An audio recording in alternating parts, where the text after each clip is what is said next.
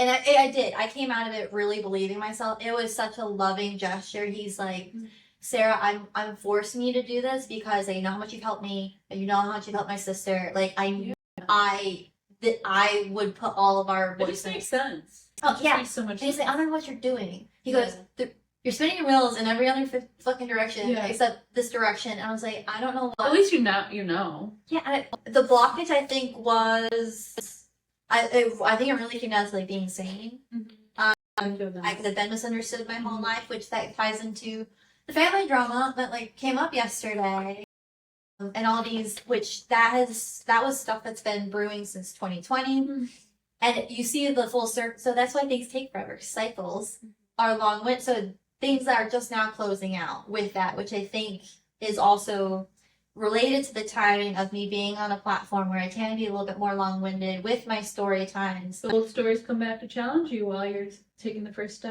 Yeah, because that was a big part of the conversation with my family. Is it's like, well, I'm doing this kind of with or without you, and I blocked you. That was why they were upset, because I blocked them on social media without telling them, which is my fault. Like, it's a layered thing, right? Because I have a very complex family history and everything, but they weren't supportive and they're demonized. It's very similar to like the cancel. It's so interesting that you like feel bad for blocking them and they're getting upset with you, but obviously there was a reason why you had to block them, and yet you're the one who's still apologizing for setting that boundary.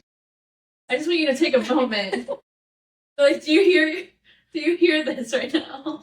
Yes. And okay. So remember I told you, like, I've been processing, and like, because that was the whole thing. Again, it goes back to, it's all of these things of how many times I have expressed something with the intention of being like loving, healing, and it just getting so blown out of proportion. Like the whole family drama, it's very similar. It all mirrors. So yeah, I mean, it sounds like there's just a continuous pattern of you feeling like you have to explain yourself, which maybe that's a huge. Which I don't have enough. Well, this is going to keep coming up until you can like fully sit with just like.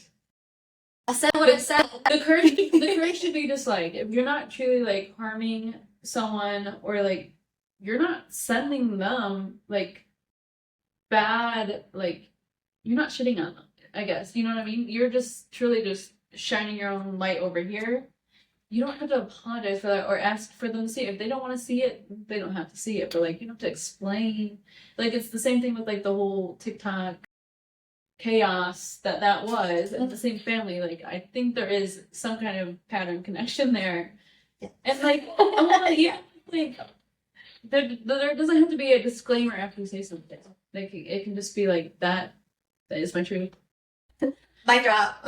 That's all I have. And like I think the right people come back into your life or that stay in your life, and that's like the whole point I think of like aging too, is like finding your chosen family and community, and because you're learning more about yourself if you are truly like taking the time to do that.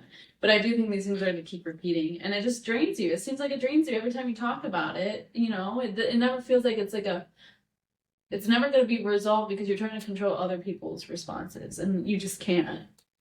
You know what I mean? Yeah.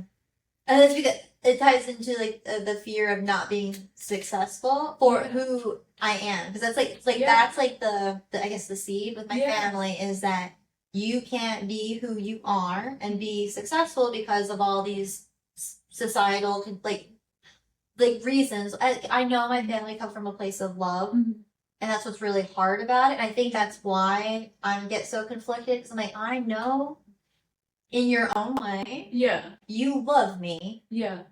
I don't think that you do, because you're not loving me for me. You're loving me for what you want me to be. And what you want me to be is something that you feel is safe, because you don't feel safe any other way. Where here's the thing, I don't feel safe. I'm just bold. Myself out there, and like I fumbled publicly. I have fumbled pretty fucking hard. Multiple times.